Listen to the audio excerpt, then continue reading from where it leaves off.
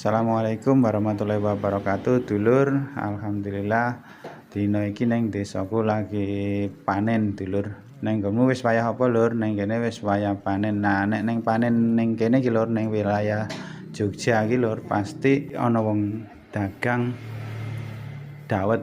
Nek ning nggonmu ana ora, Lur? Nek ning nggon aku ibaratnya wis kaya manunggal antarane panenan karo wong dagang cendol dawet. Ki cendol dawet ki cendol sing didelehi gula Jawa ki lho, seruput seger awan-awan ning tengah sawah ngombe dawet. Mung sayang kadang-kadang ra ono ese lur, nek ono ese mantep pol.